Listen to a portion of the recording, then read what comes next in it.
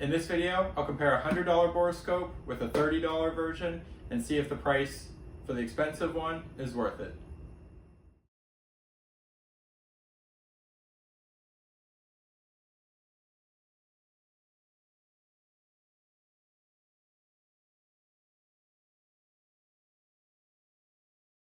This is the KAIWEETS KBA01 articulating borescope. Let's take a look inside the box and see what we get.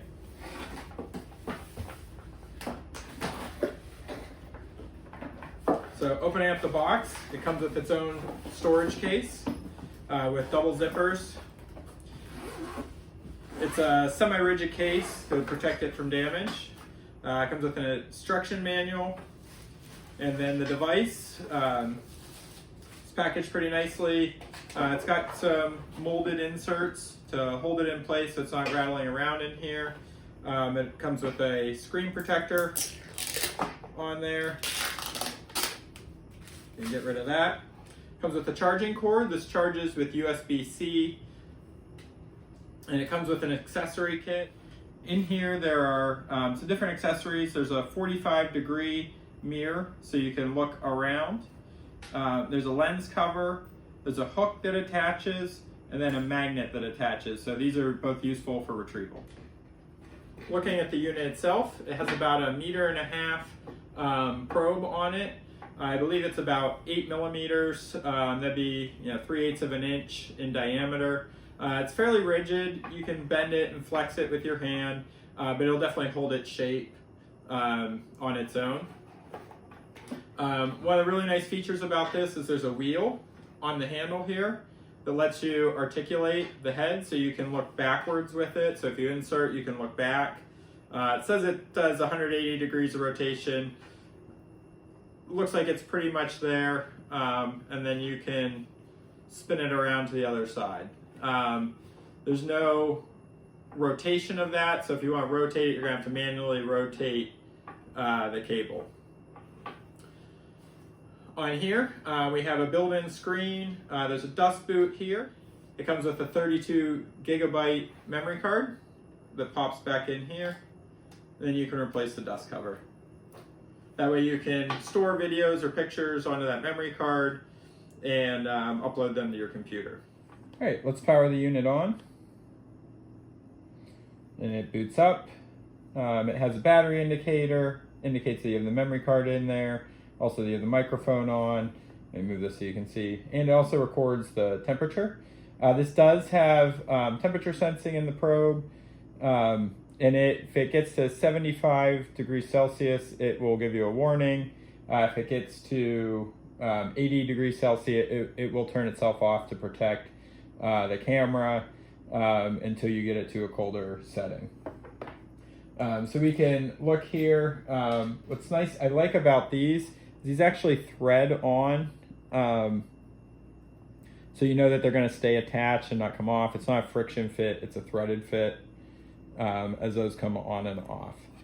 The different setting buttons here, the M button will help you look at your memory of things that are saved on your memory card, or it switches you between video mode and photo mode, so you can go back and forth through there.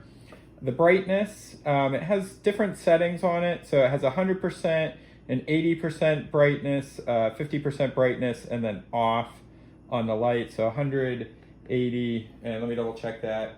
Yeah, 50% and off on the lights. The next button, the scroll wheel, this actually lets you zoom in. You can go 1, 2, 3, or 4 times zoom in. With that, you can also invert the image. So if you have your probe in and you have, depending how you have it in there, it's easier to wrap your mind around what you're seeing if it's right side up or upside down. You can switch that there. In the settings, you can pick from your different video resolutions, up to 1080p, different image resolution, 2 megabyte images, whether or not you're recording audio, what language you want the menu in, set your date and time, whether or not you have that on. You can adjust the screen brightness, see how much memory you're using, and a few other things there. So pretty handy with everything there. And again, you have the wheel here to do the articulation. And then you do have the red button here that either takes a photo or takes a video, depending what mode you're in. You can hear that there is a sound that plays whenever it takes the photo. This is the DEPSTECH camera. I've had this one for a few years, so there's a slightly newer model that's out there now that I think has a little bit better screen resolution. Comes in a box like this. You will never get it back in that box because it's got this semi-rigid cable, and wrapping it up and fitting it in there, just never going to go back in. It comes with an instruction manual. It also comes with a couple of adapters that go on it. There's a 45-degree angle, a hook, a magnet, and then I already have the lens cover installed here.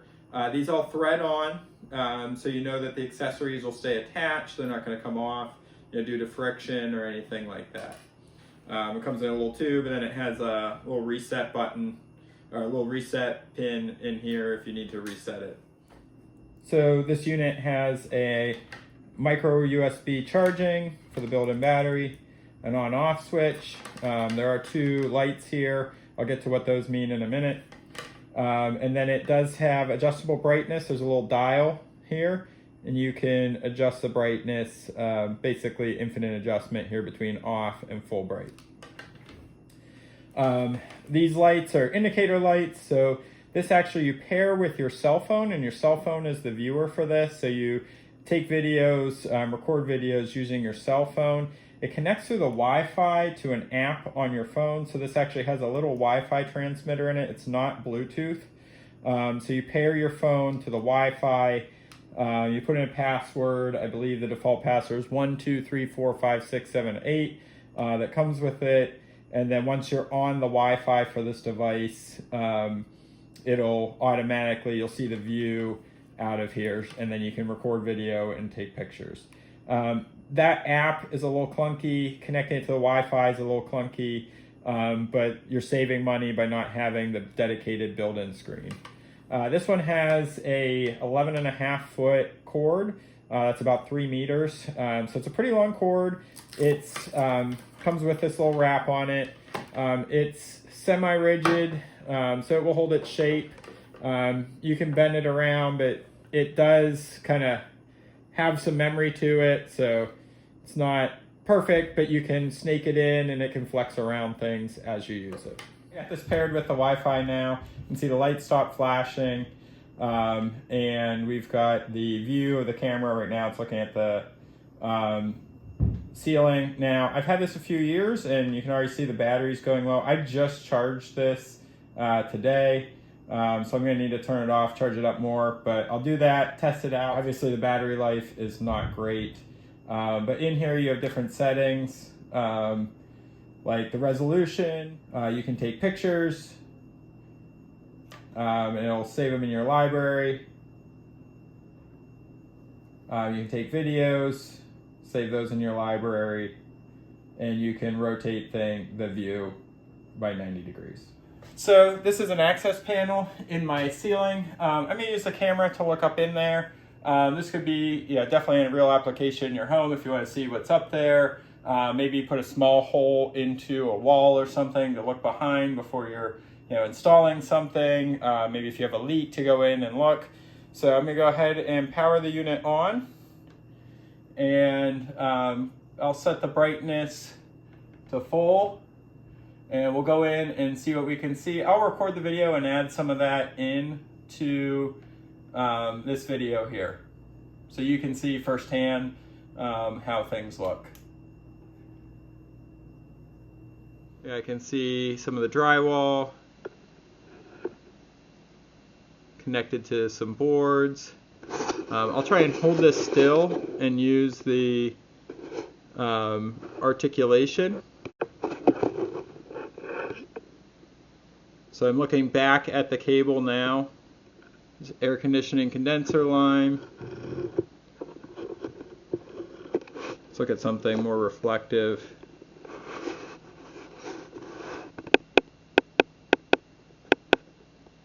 All right, let's try the DEPSTECH $30 unit in the same space.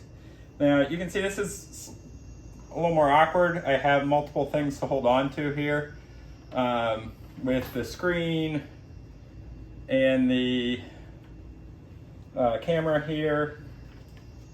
So this one isn't focusing as well as the other. This is the actual video feed from the DEPSTECH unit. I'll adjust the brightness on the light so you can see the difference there from none to full. You can see it's a little hard to get focus on some things, but here in the near field you can see some copper line, but you quickly lose the detail when you go to far field distance. Another application for something like this borescope is to look inside a cylinder in a small engine or your car to see if there's damage or something. So I have a string trimmer here. I've already taken the spark plug out. Let's try both cameras and see how they work. All right, let's feed this in and see what we can see. So you can see the plastics above the engine, and then as I insert the camera further, you can see the threads for the spark plug bore. As you go down in, the detail's not real great, but you can see some of the cylinder.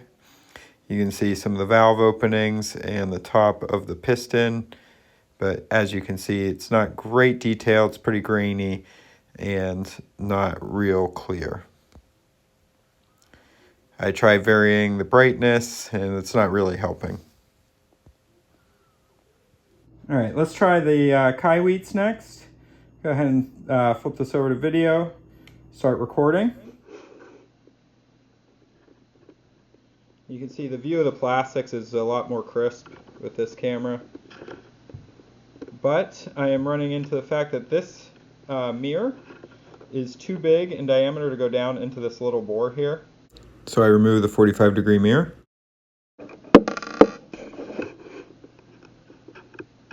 So the camera will fit in without that mirror piece on it, just fits in. But wow, you can see the difference in the view here between the two, how much better that looks and how much more detail you can see. Just a different brightness, so that's off, that's full brightness. Seems to actually like automatically adjust for glare. So there's the 80%, there's the 50%, and really the image quality is good in all those cases. So yeah, much better view with this camera. Let me get it in there and then let me try turning it. So using the articulation, I can get a view around even though I can't get that that cover in there. So I can't quite focus down in those little holes, but definitely a lot better view than what you're getting with that other camera. So, which of these is a better tool? Hands down, it's the Kaiweets. It's just a lot easier to operate and use. It gives you a better view. The picture quality was much better. You could see, especially in the cylinder bore for that string trimmer. And if you have the budget for it, I'd highly recommend this model over the DEPSTECH. I think you'll be happier with it in the long run. Some of the things I really like about it comes with a carrying case. Battery life is definitely better. You don't have to mess around with an app and the Wi-Fi on your phone to use it. It's easier to use because you're holding the device in one hand for the controls, working the cable with the other hand. So definitely much more straightforward to use. It has the articulation, so even when we couldn't get the mirrored adapter into the hole, we were still able to look around and see everything. And then I really want to point out the difference in the cable. This doesn't have memory to it, so I can bend it back, I can put it into an S shape, I can straighten it back out, and it goes where you want it and it stays there. And that's really helpful when you're trying to get it into a bore or look down at something. This one is more like a piece of wire. It has memory to it, and it's always going to have this curl from being stored like this. But there are a couple advantages to this unit. It's less expensive. It's about 1 millimeter smaller in diameter, so maybe you'll find those unique cases where this will fit better.